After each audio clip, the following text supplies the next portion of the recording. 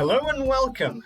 You probably don't know me, and I probably don't know you, but you can call me Davy, Davy0K, or Davy OK. This is my first fully fleshed out project, and hopefully you will enjoy it. But not to waste any more time, let's get straight to the point. Now, if you're watching this video, you probably know what Ultrakill is. A fast-paced, first-person shooter with a style meter and a giant roster of weapons and enemies that takes place in a Dante's Inferno-inspired hell, played through the eyes of a GoPro. of a vampiric robot. In case you don't know what Ultrakill is, first, how did you find this video? And second, know that out of your roster of weapons, all of them have 3 variants. Basic being always blue, and 2 others being green/red variants that can be bought with points. The main discussion of this video will be surrounding the 4th unlockable weapon, the Railcannon, and more specifically its green variant, the controversial Screwdiver. But first, there's a quick tangent I need to make before we dive into our main topic. The pistol/revolver is the first gun you unlock on Ultrakill, its first variant being the Piercer, Mouse 1 having slightly quick fire rate and okay damage, while Mouse 2 requires a quick charge to pierce through enemies. It's commonly seen as disposable, especially after unlocking its alternative, the Slab version. The Slab revolver changes how the weapon works, offering a slower fire rate for greater damage. Now, why are we talking about the Slab Piercer on a video about the Screwdiver? Well, it's simple, because of its Mouse 2. A charged piercing shot from the Slab revolver allows the player to fully heal from enemies with ease. Now, most players already know about this, but since the video originated from a discussion and the viability of the Slab Piercer's healing was put into question, I must address this weapon as well. The following clip is an in-game distance test that shows how insignificant its charging time really is. It shouldn't stop the player from healing in most cases. Skip to the time on screen if you don't want to see it.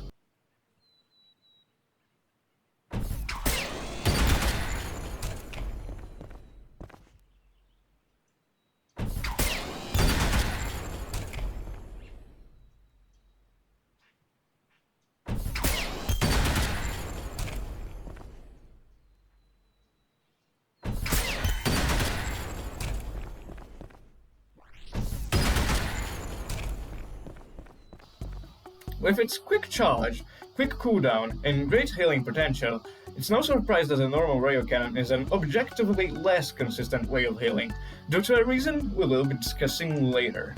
Now, with that out of the way, we can finally get to the bulk of the video.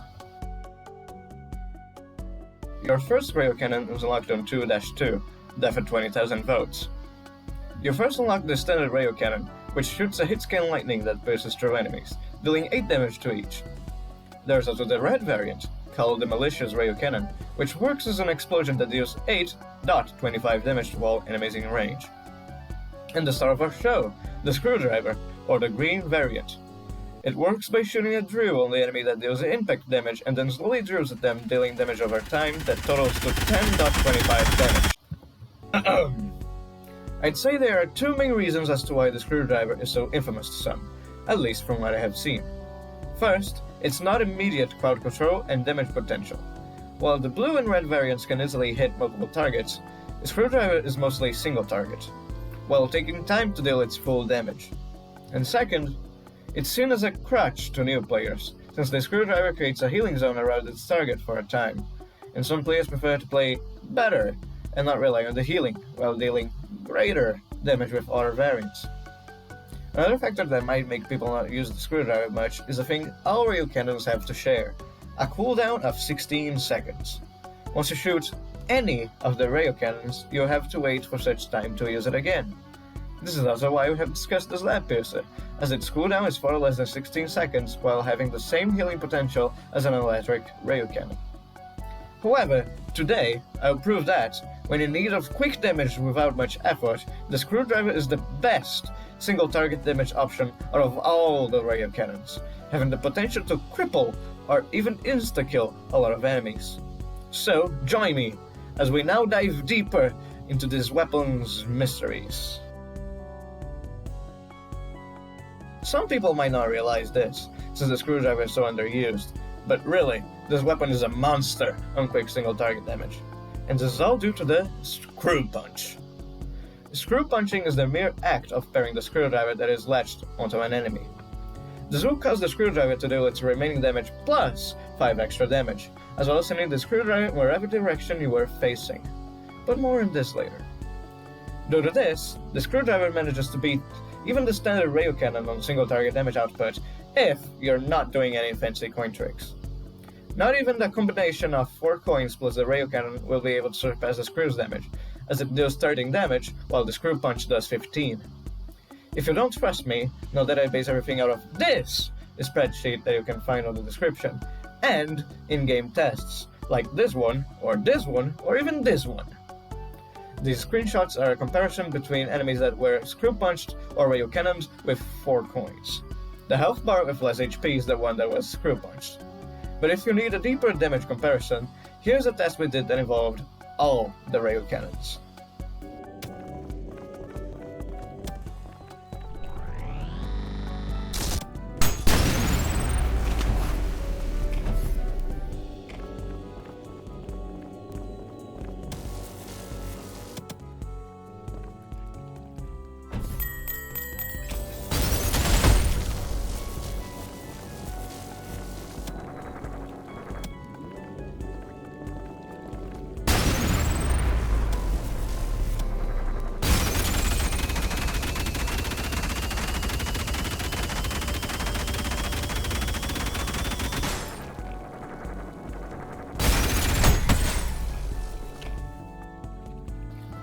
Now, if you read the subtitle to this chapter, you might have noticed I mentioned 3 specific enemies, those being the Malicious Face, better known as Maurice, the Sentry, and the Hideous Mass. They were mentioned because the Screw Punch absolutely destroys these 3 enemies. Maurice gets insta-killed, as well as the Sentry. As for the Hideous Mass, I have seen a lot of gameplay where players have to overcomplicate to kill it, but guess what? A single Screw Punch on its main weak point will deal 75% of its entire HP. This will allow you to finish it off using mouse 2 of the Slab Piercer. Like this, you have a truly easy way to kill this enemy.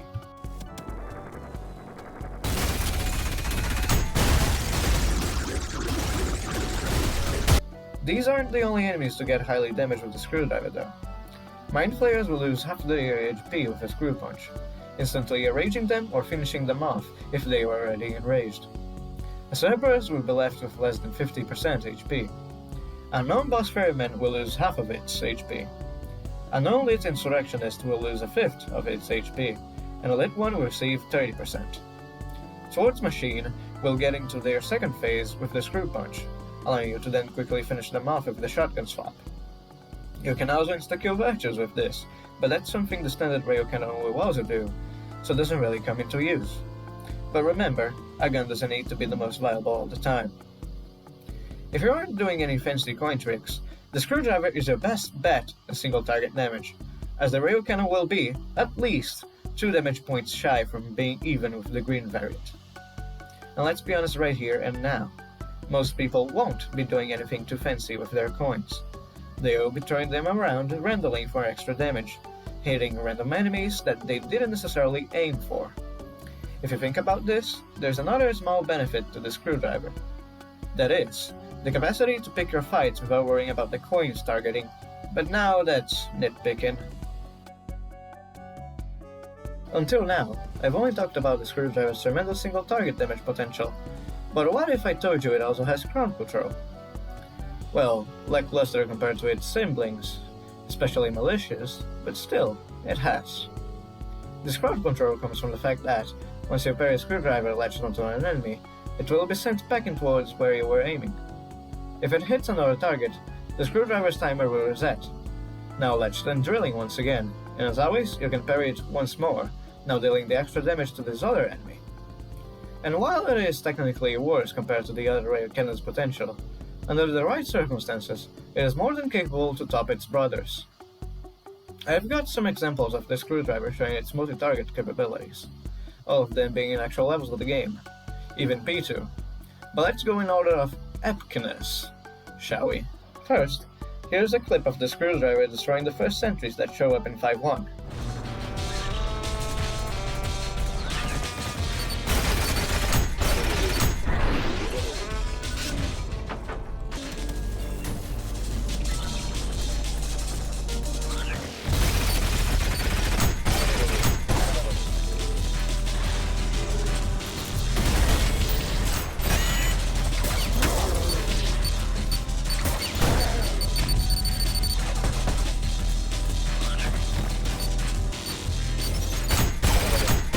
Here's another clip, this time showing that the Cerberus are bad guardians of hell in Floor 2.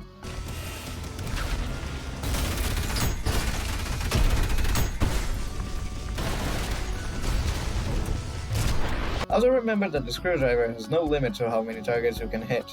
This means you can hit as many targets as you please and can with one of the strongest methods of single target damage in the game. And since you can keep the Screwdriver alive between targets, you effectively decrease its cooldown between shots. With this in mind, here's a clip of the Cerberus failing to be effective guardians of hell once again, but this time in P2.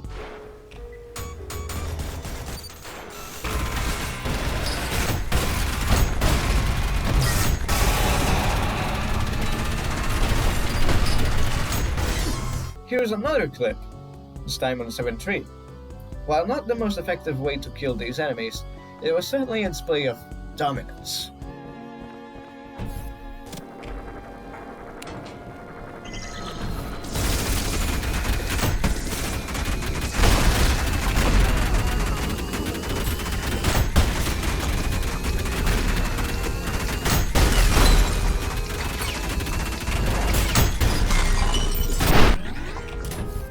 Ever struggle on P2 for a sentry section? We've got you covered.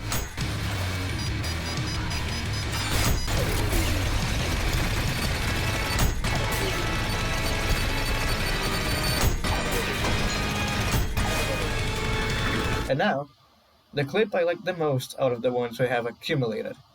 6-1, 2 hideous messes, 1 screwdriver, spare change, and a single bullet.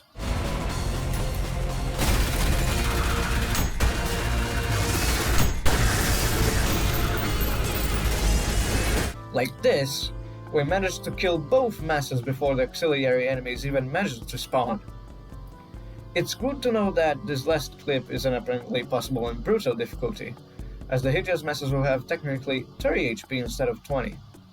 Subtle change, but a lot of damage is still a lot of damage. You will still be taking out half of their health with a single blow. Remember, the Screwdriver doesn't need to be the best at every occasion.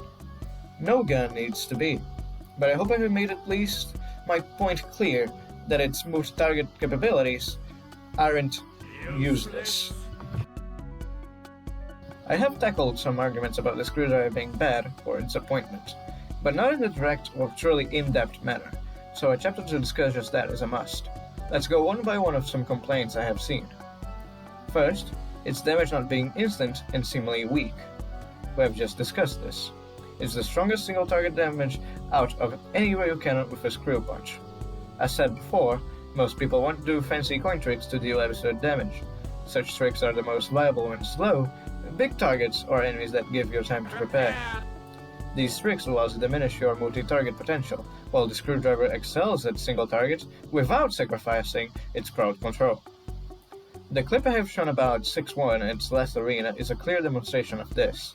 You could use the coin tricks to destroy one of the hideous masses, but then you'd have to worry about the other one, as well as the spawns.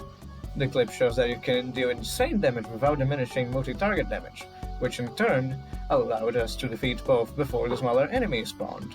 Second, its lackluster crowd control. This is simple to counter. Our variants of the Railcannon specialize at something. The Screwdriver is the single target damage specialist. In fact, you could say all the Railcannons are in the spectrum that I think of it. Malicious is the best at killing/damaging multiple enemies, especially with the core nuke, but it has the worst single target damage potential out of all the Railcannons. Not that you can't use it for that, but its 8.25 damage is easily surpassed by other variants. Electric is the perfect middle ground, having both decent multi and single target damage output. Has the best single target damage out of all the Railcannons, but doesn't specialize at it and is limited to a single target. As well, most players don't go to such lengths, not mentioning other factors. The Screwdriver is the best at taking out or damaging one specific target quickly, but surprisingly, it still allows for good multi-target damage, especially against stronger enemies. The best part of this is that you can see Ultrakill's genius weapon side. None of the variants are inherently useless outside of their speciality. While yes, they do have moments they shine the most, nothing will stop you to play as you would like at any moment. Third, If you'd like to avoid the screwdriver because you think you'll only be getting the healing out of it, just remember that you can deal a good chunk of damage to the enemy you have attacked after topping off your HP by just getting close to them and punching. I mean, you don't even necessarily have to use it for healing. The damage alone makes it for a good weapon use, and the damage over time you get from the screwdriver without punching is even higher than both other railcannons without coins. And as always, don't expect every gun to be the most viable at any time. Funnily enough, Ultrakill received an update as I was working on this video, which made me have to rework a few sections of the script and even question everything I had made until now. But oh well. If you keep yourself up to date with Ultrakill, you probably know what that was. We received the last variants that were missing, as well as a new alternate, the shotgun alternate. It has been called Jackhammer, and it is quite the spin on the weapon. Instead of quickly firing pellets to do a little bit of damage each, it will charge its attack to deal a lot of damage, which can be increased depending on how fast you're going. Since this is an alternate, this means all variants can be picked and chosen as their alternate forms. One, however, is especially interesting for us, and that would be the Pump Charge Jackhammer, or green variant. Due to the overall Jackhammer's mechanics, if you equip the Pump Charge at go crazy speeds, your damage will be incredibly high. Originally, I thought this would destroy the whole point of this video, as a screwdriver is supposed to be a hard hitter, but a friend of mine, who helped with the video, came up with something which we called the Screwpress. Trademark. It's quite simple, in fact. All you need to do is latch the screwdriver onto a strong enemy, change to the Pump Charge Jackhammer, pump it as much as you want, go fast, and shoot at the same time you screw punch. Does this sound strong to you? Well, it should. Here's some curious clips about this stupidly strong combo.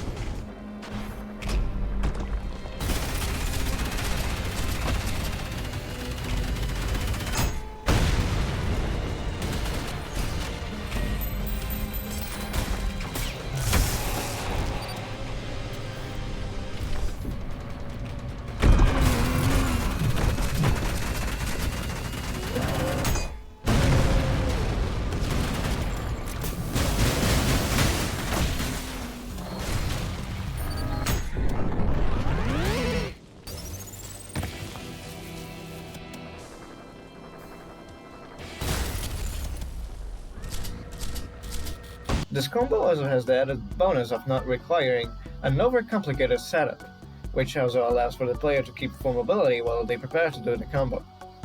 If my math is correct, overpumping it allows for around 32 damage at once. So, you know, use it responsibly. We are arriving at the end of the video, even if the video's length seems to disagree. And so, I have a few last comments to make. First, while I did mention this briefly before, I must reinstate that, due to its properties, its downtime is the shortest out of the three variants, with the potential for, hypothetically, total uptime. And since our Railcannons share the same cooldown, you are not really losing as much as you think once you use the screwdriver. Second, going back to the healing aspect of things, if you are considering to use the electric Railcannon just for healing, there's no real reason not to use the screwdriver other than the slight chance you might miss a shot. After all, you'll be getting the healing and an extra 7 damage if you punch it after the fact. Third, while the Jackhammer now exists as a hard hitter, this doesn't imply that you can't use the screwdriver anymore for the same thing. Lastly, if I were to summarize everything we have discussed here, it would be something around the lines of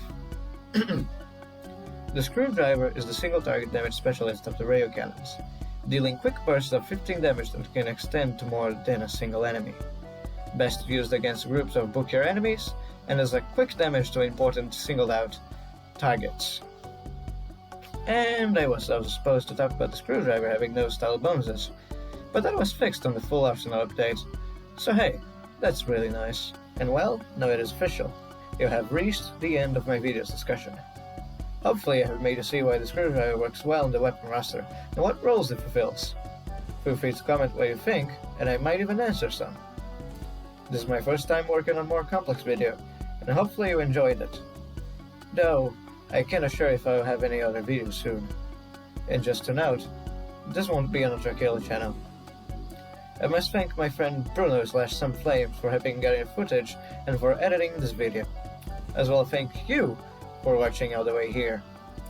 The remaining duration is a B2 gameplay with the Screwdriver included. Feel free to watch it or leave it here. Now, if you excuse me, I'll finish this mug of hot chocolate.